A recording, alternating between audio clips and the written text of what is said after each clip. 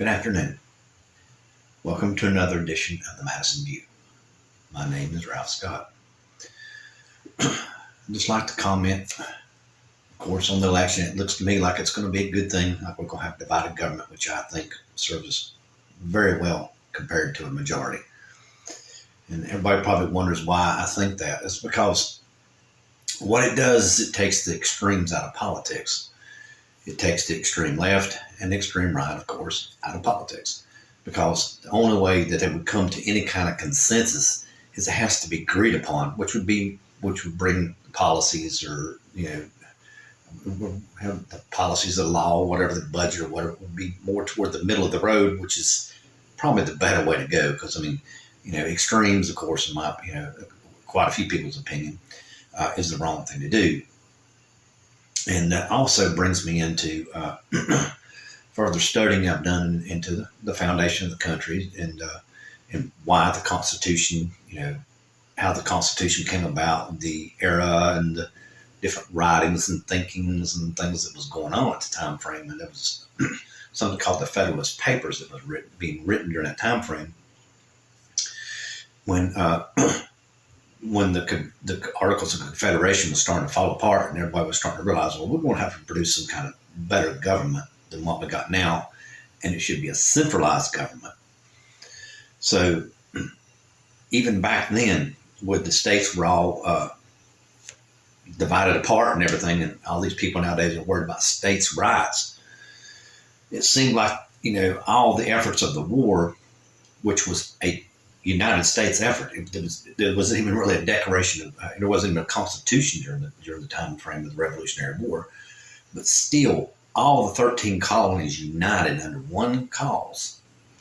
And by that one cause, it was kind of like a de facto constitution, kind of like a de facto federal government that we had. But it was really a military campaign. But that brought about the thinking that under the cooperation that all 13 states could done, 13 colonies, whatever you want to say at the time frame, done during the war was actually good. The cooperation and the ideas and everything mixing together actually produced a very good thing, which gave rise to a strong central government, which gave rise to the Federalist Papers, which gave rise, of course, to the Constitution. I know a lot of people on the right, especially, like I said earlier, will really talk about, decentralizing the federal government, but more into the hands of the states. But that's the wrong way to go, because all those different things coming together just doesn't quite pan out as good. It gets too erratic. In order for the United States to function, basically, is what they've come to the conclusion of when the Articles of Confederation fell apart. Of course, like I said earlier, was they need a strong central government. And going into some of the papers, I've read number one Federalist paper pretty thoroughly, and I've skimmed through all the way to a couple other, and I skimmed through number 10 as well. And what I seen was a common theme amongst all of them. And James Madison's number 10 just said it straight right out, to protect ourselves against insurgency and, to try to bring factions together and all this kind of stuff. But basically what they were going through is the same thing we were going through just this last election cycle. There was factions of people who in their, James Madison, Alexander Hamilton put it, in their own eyes, were justified, by what they were doing, and of course they would not be humble in their own opinion because they thought they were right. But without having discourse from the opposite side, it would create chaos, is basically what they're trying to say, what they were trying to say in these Federalist Papers. You need discourse from both. And basically, by having discourse from both, is what you're going to protect yourself from is insurrection, which is exactly what they were after, because what was going on, evidently at the time, from what I'm gathering, I haven't read all the way through everything. Evidently, somebody was thinking about mounting a campaign to take over another state, or, going to turn some kind of state into a militaristic regime, or, it's like the unity of the United States is being totally threatened. And it still was just not really there. It was just kind of an idea. And they saw, like I said earlier, in my last video, they saw that all the deaths and everything and all the sacrifices from the Revolutionary War was going to waste. And that's why they chose the past of the Constitution or the federal government. And the biggest underlying theme that I could see behind all that, which is basically what I talked about earlier, about how the unity produced cooperation, which bring about a good outcome for the whole. So that's what basically the whole entire Federalist Papers were arguing for. Is it isn't the fact that there isn't going to be people who are always going to think that their ideas are better than the other side. I mean, because they're not, because they're going to be biased, and they're always going to think that their ideas are better. It's just inevitable, But the arguing and the jockeying between the two factions, the left and the right, is what produces the best outcome. And that's the reason why, just from what little bit I've read, that justifies my thinking, as well as the fact that they saw the same thing that I do. Without a divided government, we're not going to get a good outcome. It's going to be biased too much to one side or the other. Just like this whole entire thing with, the Republicans are starting to blame each other and everything, and the Democrats, of course, are reporting out stuff that the Republicans said and did. And I have to agree with both sides. I think that basically what it come down to is the Republican Party became too extreme. They did not let the left side of the party have any say whatsoever, because they condemned someone for being liberal, which you shouldn't do. Basically, it's the whole entire reason why the United States almost fell apart to begin with.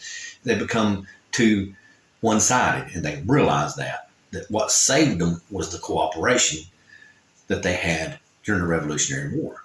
And that's basically what the Republican Party was doing. They tilted too far to the right, didn't bring in the left anymore, and they got to the point that where it was just insurmountable. It's just unfeasible. You can't be that way. You have to accept other ideas in order for something to function.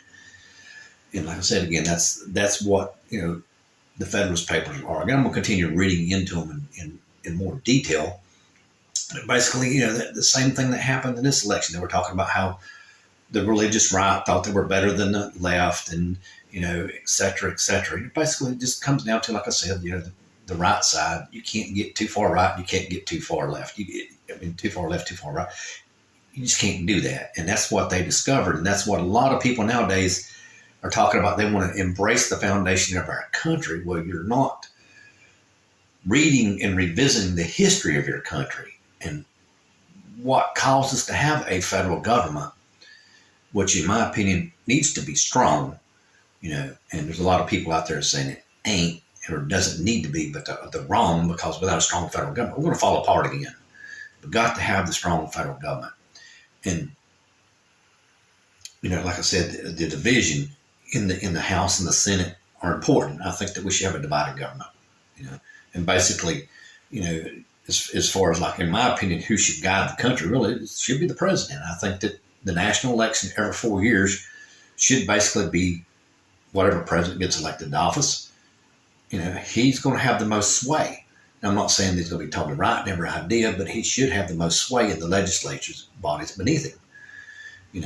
He should, that's basically the Americans coming together, because that's the majority coming together every 4 years to elect the president, because it's every state.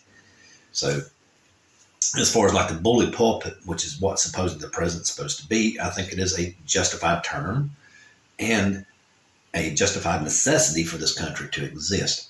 Everyone can say what they want. Like I said, the Articles of Confederation, and you reread your history, the Federalist Papers and everything will say that there is not a good thesis or theory or whatever to take us back to where we succeed from each other. And if one state succeeds from the union, it's not going to work. And like I said in my first video, is if we destroy our country as it is established, okay, and like I said in the aforementioned reasons, we are going to take the financial system of the world and disassemble it. Just like you see Bitcoin falling apart right now. there is no measure of, there's no worth to it really. And what the worth to the world economy right now is the US dollar. And it's backed by you, me, and everyone else when we go to work every day. And we produce our goods, we do our labor, et cetera, et cetera. We get paid for it, and of course, and like I said, there's outside investors that come in and invest. I mean, there's pension funds from around the world and sovereign wealth funds and all that stuff that are invested in the United States. We hold a good collateral, a good merit, a gesture of common goodwill, which is very valuable in corporations, let alone in the world stage of a financial system. Goodwill is 90% of what holds the system together. I mean, you got to have legal, of course. Legal backs up the goodwill. That's basically what it comes down to. And without that goodwill, it's not going to exist, which takes me back to what I was saying about the Federalist Papers. That's exactly the whole entire intent. Is the left and the right needs to have the goodwill to understand that you're going to have to work together if you want it to work. Otherwise, it's going to fall apart. Everything that was fought for and everything that's been worked for will cease to exist once you stop respecting each other.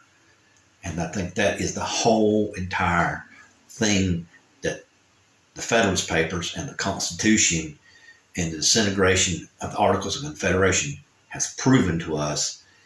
And it's written down in history, and we need to take that as it is. We need to keep the United States just like it is. Without it, the world will fall apart. And that's all I would like to say. Have a good night.